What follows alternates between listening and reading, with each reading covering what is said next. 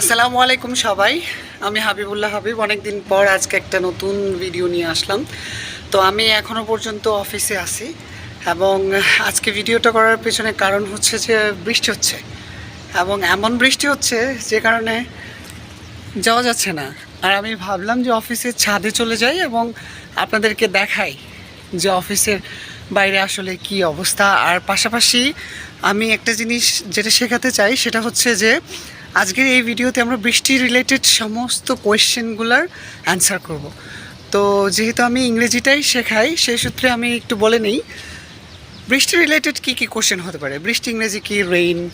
জুড়ে জুড়ে বৃষ্টি, হালকা বৃষ্টি, গুড়ি গুড়ি বৃষ্টি, তারপরে হচ্ছে বৃষ্টিতে ভিজে যাওয়া। এই জিনিসগুলাই আসলে ইংরেজিতে কী কী বলা হয় এই বিষয়গুলাই আমি আজকে এই ভিডিওর মাধ্যমে তুলে ধরার চেষ্টা করব।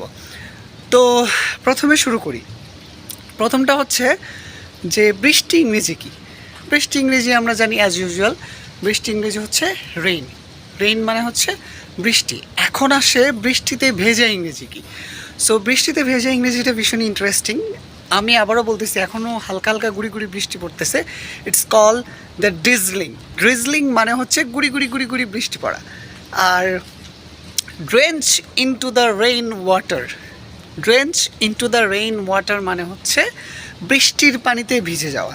ধরেন আপনি কোথাও গেছেন, যার পর আপনি আসার সময় বৃষ্টির পানিতে ভিজে গেছেন, বৃষ্টিতে একদম পুরো ভিজে গেছেন, সেটা হচ্ছে drench into the rain water. Drench into the rain water মানে হচ্ছে বৃষ্টির পানিতে ভিজে যাওয়া। এখন আপনার প্রশ্ন হতে পারে যে আমি পুকুরের পানিতে ভিজে গেছি, এটার ইংরেজি কী হবে? Drench into the pond water. আমি নদীর পানিতে ভিজে গেছি, এটার ইংরেজি কী হবে? সো নদীর পানিতে ভিজে যাওয়া এটার ইংরেজি হচ্ছে drench into the river water. So আমরা তাহলে বৃষ্টিতে ভিজে যাওয়ার ইংরেজি যেটা হচ্ছে সেটার বাংলা যেটাই আমরা আসে সেটা হচ্ছে যে drench into the rain water মানে হচ্ছে বৃষ্টির পানিতে ভিজে যাওয়া। আর ড্রিজলিং মানে হচ্ছে হালকা গুড়ি গুড়ি বৃষ্টি। আর রেইনি সিজন মানে হচ্ছে বর্ষাকাল। সো অফকোর্স বর্ষাকাল আসতেছে, রেইনি সিজন। আর রেইন মানে হচ্ছে বৃষ্টি। সো বৃষ্টি রিলেটেড এই জিনিসগুলো আমি বললাম। আর পাশাপাশি কি হয়? মুষলধারে বৃষ্টি। মুষলধারে বৃষ্টি হচ্ছে হেভি রেইনফল। হেভি রেইনফল মানে হচ্ছে কি? মুষলধারে বৃষ্টি। তাহলে আমরা আজকে কী কী শিখলাম? ফার্স্ট ওয়ান ইজ আমরা শিখলাম যে drench into the rain water মানে হচ্ছে বৃষ্টির পানিতে ভিজে যাওয়া। তারপরে drench into the pond water মানে হচ্ছে নদীর পানিতে ভিজে যাওয়া। Drench into the river water, sorry, drench into the pond water মানে হচ্ছে পুকুরের পানি, মানে পুষ্কুনির পানিতে ভিজে যাওয়া যেটাকে আমরা বলি। Drench into the river water, drench into the sea water, drench by বারিশ, এরকম একটা কিছু। আর তারপরে হচ্ছে রেইনি সিজন মানে হচ্ছে কি? বৃষ্টি, বর্ষাকাল। আর রেইন মানে হচ্ছে বৃষ্টি।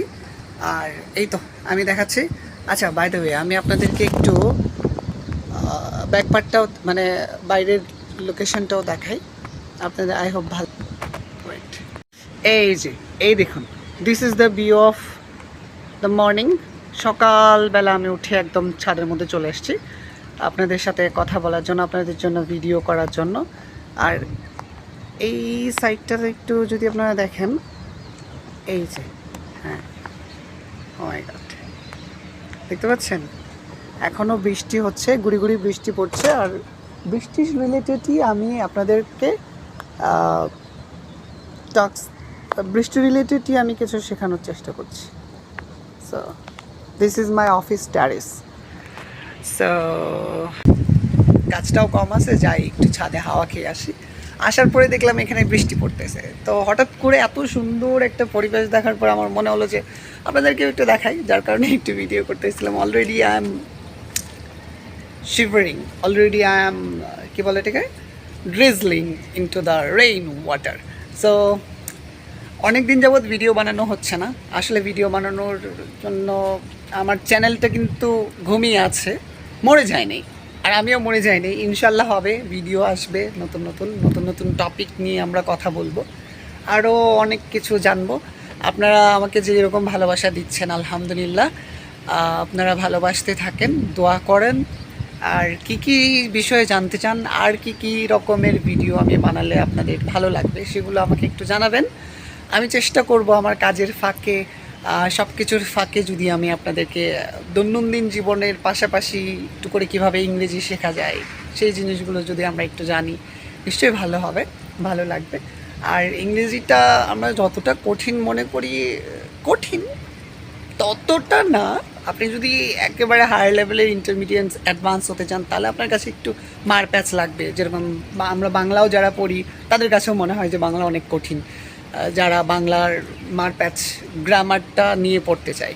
কিন্তু বাংলায় কথা বলাটা তো আর কঠিন না, ঠিক সেরকমভাবে ইংরেজি কঠিন, কিন্তু আপনি যদি কথা বলতে চান সেটা খুব বেশি একটা কঠিন হবে বলে আমার মনে হয় না। একটু চেষ্টা, একটু সাধনা আর একটুখানি প্রচেষ্টা থাকলেই হয়ে যাবে।